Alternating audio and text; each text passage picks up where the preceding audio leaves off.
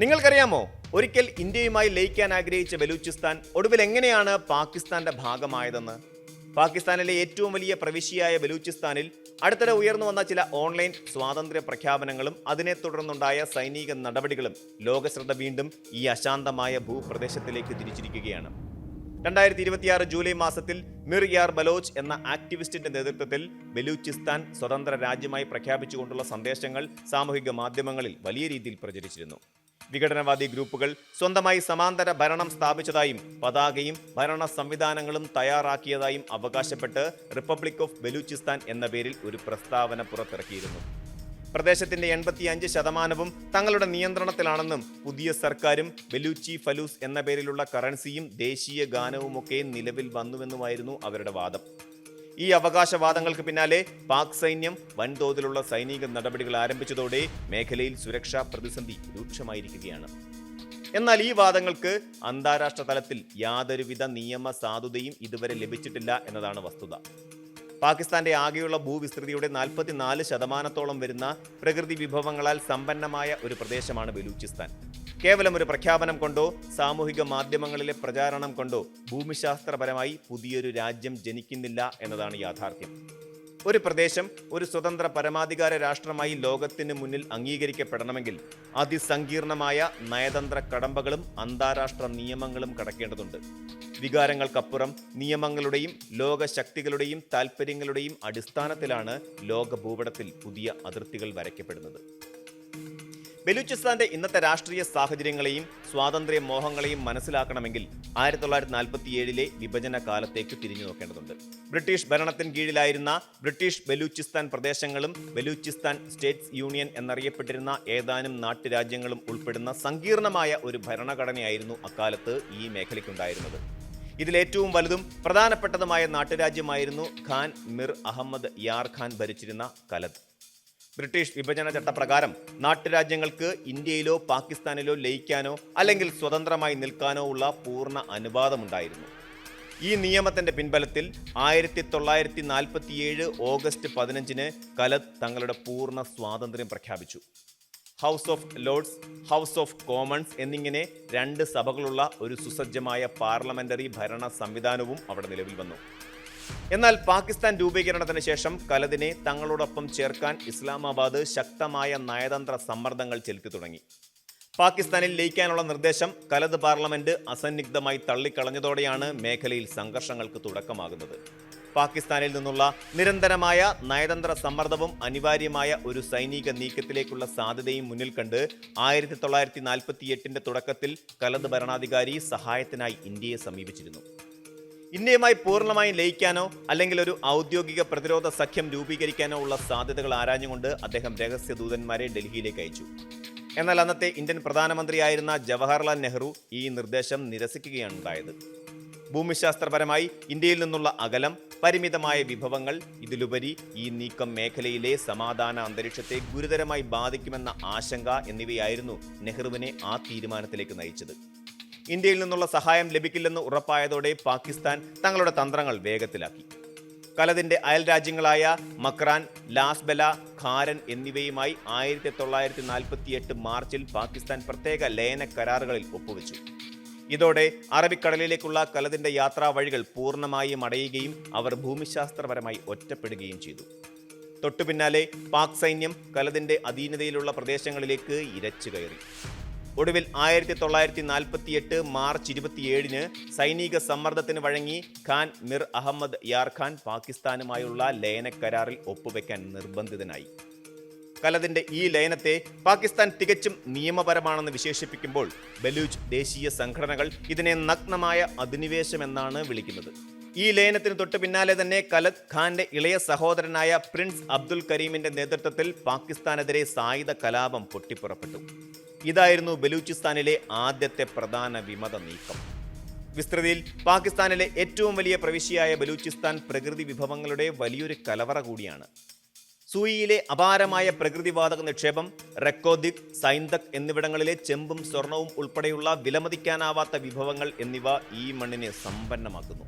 എന്നാൽ ഈ വിഭവങ്ങൾ മുഴുവൻ പാകിസ്ഥാൻ നിർദാക്ഷിണ്യം ചൂഷണം ചെയ്യുകയാണെന്നും പ്രവിശ്യയുടെ സാമ്പത്തിക വികസനത്തിനോ ജനങ്ങളുടെ അടിസ്ഥാന സൗകര്യങ്ങൾക്കോ കേന്ദ്ര സർക്കാർ യാതൊരു പരിഗണനയും നൽകുന്നില്ലെന്നുമാണ് ദശാബ്ദങ്ങളായി ബലൂച്ച് സംഘടനകൾ ഉന്നയിക്കുന്ന പ്രധാന ആരോപണം.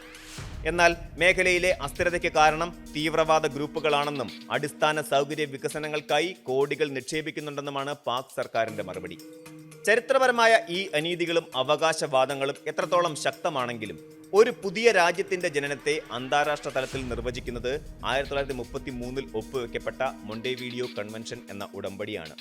ഈ നിയമപ്രകാരം ഒരു ഭൂപ്രദേശം പരമാധികാര രാഷ്ട്രമായി മാറാൻ പ്രധാനമായും 4 നിർണായക മാനദണ്ഡങ്ങൾ പാലിക്കേണ്ടതുണ്ട്. അതിലാദ്യത്തേത് സ്ഥിരമായ ഒരു ജനസംഖ്യയാണ്. കേവലം കുറച്ചാളുകൾ താൽക്കാലികമായി താമസിക്കുന്ന ഒരിടത്തെ രാജ്യമെന്ന് വിളിക്കാനാകില്ല. ആ പ്രദേശത്ത് വേരുകളുള്ള, സ്ഥിരമായി അവിടെ അധിവസിക്കുന്ന ഒരു വലിയ ജനവിഭാഗം ഉണ്ടായിരിക്കണം. രണ്ടാമതായി, കൃത്യമായി നിർവചിക്കപ്പെട്ടതും അതിർത്തികൾ അടയാളപ്പെടുത്തിയതുമായ ഒരു ഭൂപരിധി ഉണ്ടായിരിക്കണം.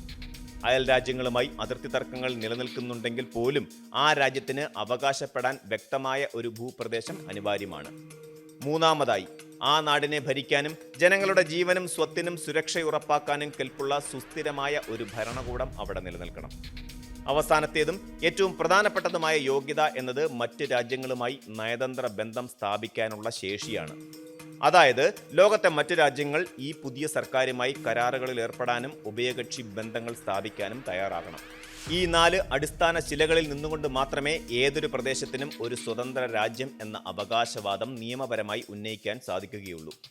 മൊണ്ടെവീഡിയോ കൺവെൻഷൻ അനുശാസിക്കുന്ന യോഗ്യതകൾ ഒരു പ്രദേശത്തിനുണ്ടെങ്കിൽ പോലും മറ്റ് രാജ്യങ്ങൾ അവരെ ഔദ്യോഗികമായി അംഗീകരിച്ചില്ലെങ്കിൽ ആ രാജ്യം വെറുമൊരു കടലാസ് രേഖയായി മാത്രം അവശേഷിക്കും.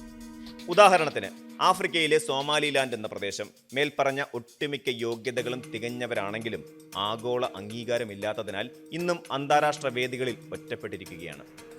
മറ്റൊരു വശത്ത് പലസ്തീൻ എന്ന രാജ്യത്തിന് ലോകത്തിന്റെ ഭൂരിഭാഗം രാഷ്ട്രങ്ങളുടെയും ഔദ്യോഗിക നയതന്ത്ര അംഗീകാരമുണ്ടായിട്ടും അമേരിക്ക ഉൾപ്പെടെയുള്ള ചില വൻ ശക്തികളുടെ എതിർപ്പും ഭൂമിശാസ്ത്രപരമായ തർക്കങ്ങളും കാരണം അവർക്കിപ്പോഴും ഐക്യരാഷ്ട്രസഭയിൽ പൂർണ്ണ അംഗത്വം ലഭിച്ചിട്ടില്ല.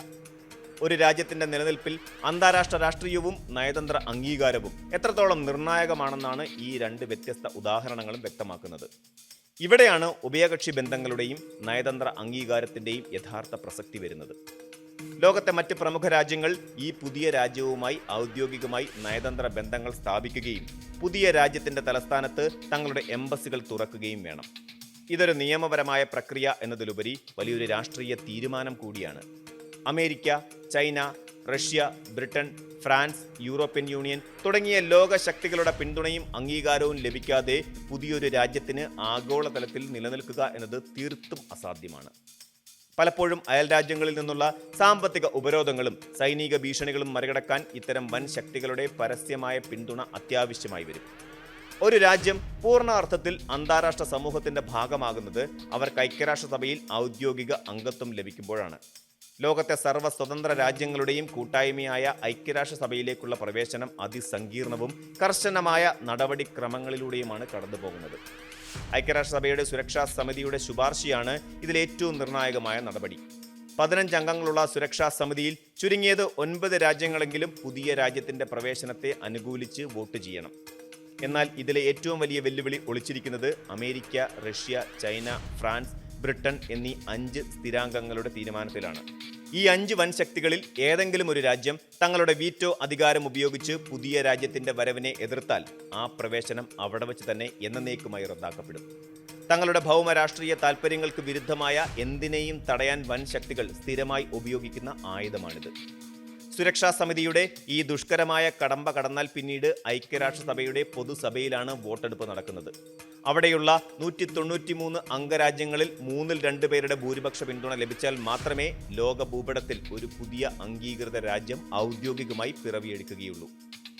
ഈ അന്താരാഷ്ട്ര മാനദണ്ഡങ്ങളും ഭൗമ രാഷ്ട്രീയ യാഥാർത്ഥ്യങ്ങളും വെച്ച് പരിശോധിക്കുമ്പോൾ ബലൂചിസ്ഥാന്റെ സ്വാതന്ത്ര്യ പ്രഖ്യാപനം വലിയ പ്രതിസന്ധികളാണ് നേരിടുന്നത്. തങ്ങളുടെ ഭൂപ്രകൃതിയുടെ പകുതിയോളം വരുന്ന പ്രവിശ്യയെ പാകിസ്ഥാൻ ഒരിക്കലും സ്വമേധയാ വിട്ടുകൊടുക്കില്ല. അവിടുത്തെ സ്വർണം, ചെമ്പ്, കൽക്കരി തുടങ്ങിയ വിലമതിക്കാനാവാത്ത പ്രകൃതി വിഭവങ്ങൾ പാകിസ്ഥാന്റെ സമ്പദ് വ്യവസ്ഥയ്ക്ക് അത്യന്താപേക്ഷിതമാണ്. ബലൂചിസ്ഥാൻ ഇപ്പോഴും പാകിസ്ഥാൻ സൈന്യത്തിന്റെ പൂർണ്ണ നിയന്ത്രണത്തിലാണ് നിലകൊള്ളുന്നത്.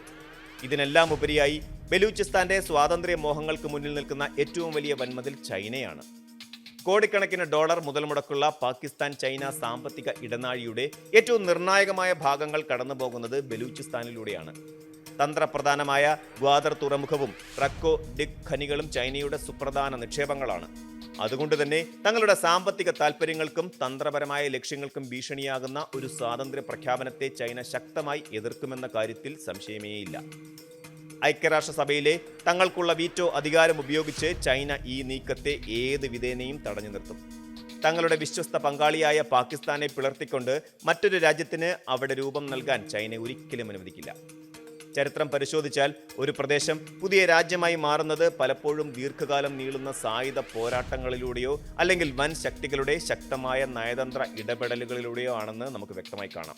1971 ബംഗ്ലാദേശ് എന്ന പുതിയ രാജ്യം രൂപപ്പെട്ടത് ഇന്ത്യയുടെ ശക്തമായ സൈനിക നയതന്ത്ര പിന്തുണയുടെ പിൻബലത്തിലാണ് എന്നത് ഇതിനൊരു മികച്ച ഉദാഹരണമാണ്. എന്നാൽ ഇന്നത്തെ ബലൂചിസ്ഥാന്റെ സാഹചര്യത്തിൽ തങ്ങളുടെ താൽപ്പര്യങ്ങൾ സംരക്ഷിക്കുന്നതിനായി പാകിസ്ഥാനെയും അതിലുപരി ചൈനയെയും പിണക്കാൻ മറ്റ് ലോകശക്തികൾ പെട്ടെന്നൊന്നും തയ്യാറാകില്ല. ചുരുക്കത്തിൽ സ്വന്തമായി ഒരു പതാക ഉയർത്തുന്നതോ പുതിയ കറൻസി പുറത്തിറക്കുന്നതോ സാമൂഹിക മാധ്യമങ്ങളിൽ ആവേശകരമായ ഒരു പ്രഖ്യാപനം നടത്തുന്നതോ അല്ല യഥാർത്ഥത്തിൽ ഒരു രാജ്യത്തെ സൃഷ്ടിക്കുന്നത്. അന്താരാഷ്ട്ര നിയമങ്ങളുടെ കൃത്യമായ അതിരുകൾക്കുള്ളിൽ നിന്നുകൊണ്ട് ലോകശക്തികളുടെ നിരുപാധിക നയതന്ത്ര പിന്തുണയോടെ ഐക്യരാഷ്ട്രസഭയുടെ അംഗീകാരം ലഭിക്കുമ്പോൾ മാത്രമാണ് ഒരു പ്രദേശം യഥാർത്ഥ അർത്ഥത്തിൽ ഒരു പരമാധികാര രാഷ്ട്രമായി മാറുന്നത്. അതിനാൽ തന്നെ ബലൂചിസ്ഥാന് മുന്നിലുള്ളത് സങ്കല്പിക്കാവുന്നതിനും അപ്പുറമുള്ള അതികഠിനമായ നയതന്ത്ര കടമ്പകളാണ്. ഭൂപടത്തിലെ അതിർത്തികൾ വെറും വരകളല്ല, അവ ലോകരാജ്യങ്ങളുടെ അധികാരത്തിന്റെയും താൽപ്പര്യങ്ങളുടെയും സങ്കീർണമായ പോരാട്ടങ്ങളെയാണ് എക്കാലത്തും അടയാളപ്പെടുത്തുന്നത്.